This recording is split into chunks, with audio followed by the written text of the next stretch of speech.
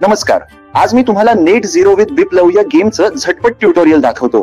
Net zero म्हणजे काय, या संकल्पनेचा अर्थ काय. कल्पना करा, तुम्ही बसने बिंदू ए वरून बी कडे प्रवास करता.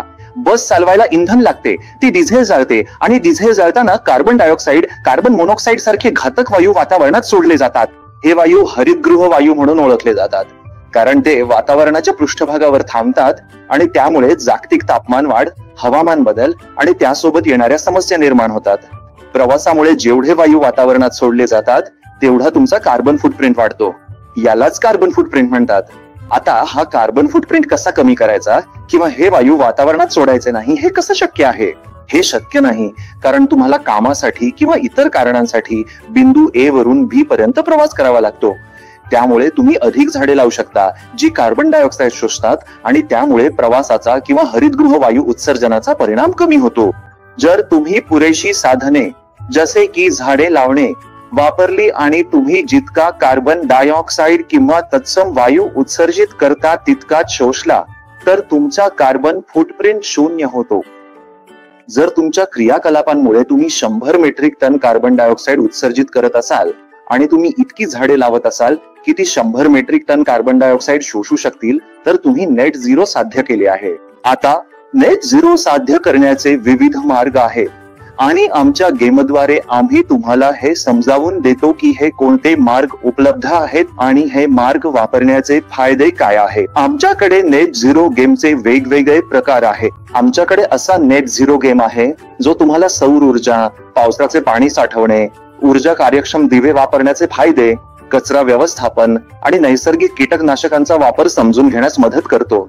या सर्वांसाठी गेम खेळण्याची पद्धत जवळपास सारखी आहे आणि मी ती पटकन समजावून सांगणार आहे. आता तुम्ही पाहू शकता, बॉक्स मध्ये आम्ही एक छान उपयुक्त चार्ट दिला आहे जो तुम्हाला गेम कसा खेळायचा हे समजून घेण्यास मदत करतो आणि त्यात सर्व नियम व अटी दिलेल्या आहेत.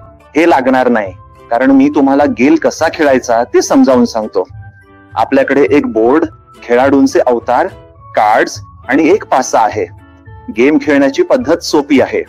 तुमचे उद्दिष्ट म्हणजे 100 कार्बन फुटप्रिंट पासून 0 पर्यंत पोहोचणे. जिथे 0 पोहोचल्यावर तुम्ही नेट झिरोला पोहोचता.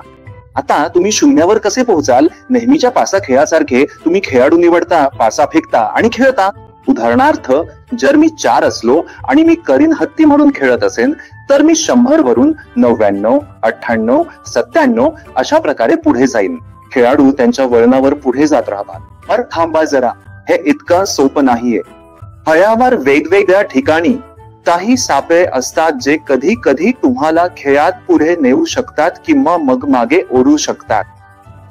उदाहरणार्थ, समजा मी पासा फेकला आणि मला 6 आले तर मी 100 वरून थेट 94 वर जाईन आणि 100 आणि 94 वर मी सापळ्यावर आलो आहे. म्हणून ज्या क्षणी मी सापळ्यावर येतो मी या डेक मधून वरची कार उचलतो आणि इथे लिहिलेल्या सूचना वाचतो.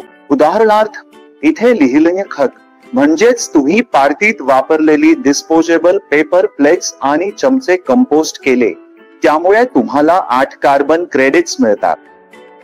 जर मला 8 कार्बन क्रेडिट्स मिळाले तर मी जिथे आहे तिथून आणखी 8 पावले पुढे जाईन.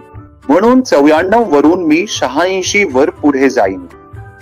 आता सगळ्या कार्ड नेहमीच सकारात्मक नसतात, कारण समजा मी हे कार्ड उचललं तर त्यावर लिहिलंय की तुम्ही वापरलेली सजावटीची फुले कचऱ्यात टाकली, ती कंपोस्ट केली नाहीत, म्हणून तुम्ही कार्बन क्रेडिट्स गमावता. आता या खेळात असं होतं की तुम्ही जी कार्ड्स उचलता त्यामुळे तुम्हाला तुमच्या कृतींचा परिणाम समजायला लागतो. उदाहरणार्थ, पार्टी दरम्यान किंवा नंतर आपण फेकून देण्यायोग्य प्लेट्स फक्त टाकून देतो, पण त्या प्लेट्स कुठे जातात आणि त्या लफेलमध्ये कशा अडकतात आणि शेवटी ग्लोबल वॉर्मिंगला कसं कारणीभूत ठरतात हे आपल्याला कळत नाही.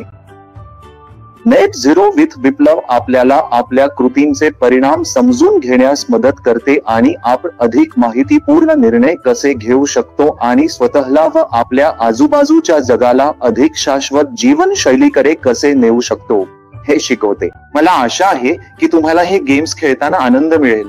लवकरच नवीन व्हेरियंट्स येतील जे आवडतील आणि खेळताना तुम्ही नेट झिरो बद्दल शिकाल.